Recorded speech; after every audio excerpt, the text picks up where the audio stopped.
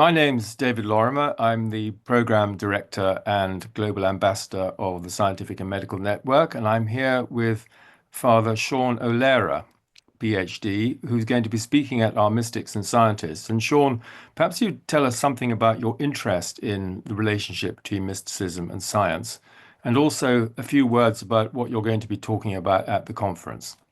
Sure. Thanks, David, for the invite. The three great loves of my life have always been science, psychology, and spirituality. And so I was raised by a great-grandmother who was basically a Christian mystic and a grandfather who was a druid.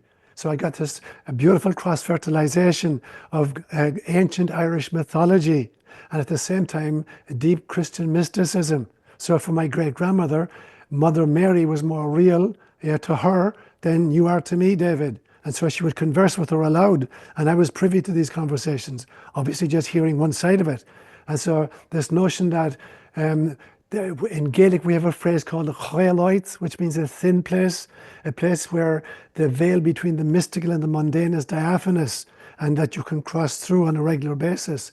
And so I really believe that, that this is our birthright, that we have come from source, that we are part of God's dream.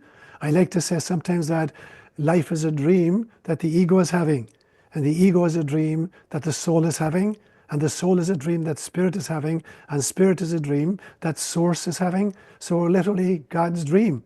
And you mentioned Lord Van de Post a few minutes ago.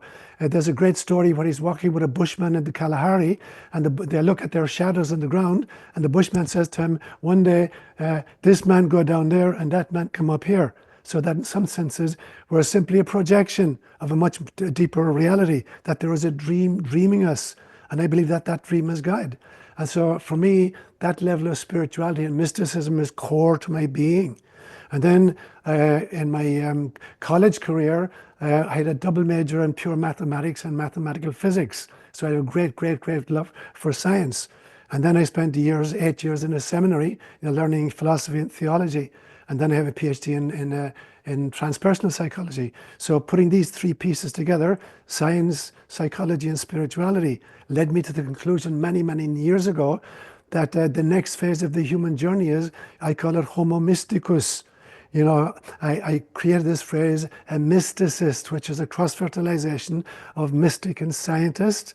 And so they're what Carl Jung would have called a Gnostic intermediary, somebody who's so well versed in two different systems that he can cross-fertilize them to their mutual benefit. And so I think that's the future, that deep spirituality and real science, not scientism, but real science, the search for truth, that they're partners. They're the yin and the yang of the journey back to source. And so that's been my guiding kind of fascination for the last maybe 35, 40 years. And so in the lecture I hope to give in April, God willing, I just want to take in something called Pareidolia. And Pareidolia is the belief, that we mistakenly infer meaningful patterns from kind of random data. So you look in the sky and you see a cloud and say, oh, there's an elephant. And people laugh this off and say, you're just making it up. And the phrase for that is pareidolia.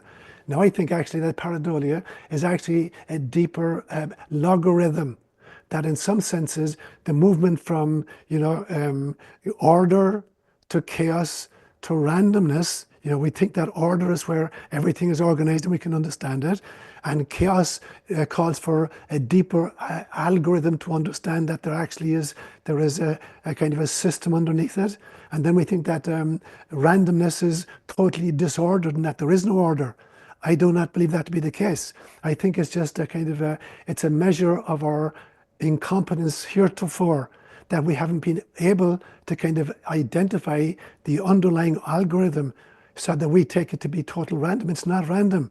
If we had the ability to see the connections, if we could put all the data together, and if the computer was strong enough, it could identify exactly what is the kind of the algorithm that's actually driving what appears to be random, total kind of randomness. So I want to talk a little bit about that and kind of talk about various things where I see evidence of a much deeper form of, I'm going to call it kind of a new Boolean algebra that's able to make sense of what appears to be utterly kind of random and without order.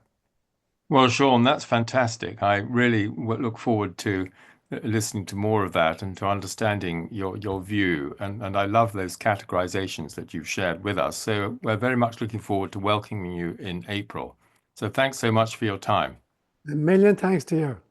A big, big hug to you, David. Thank you. God bless you.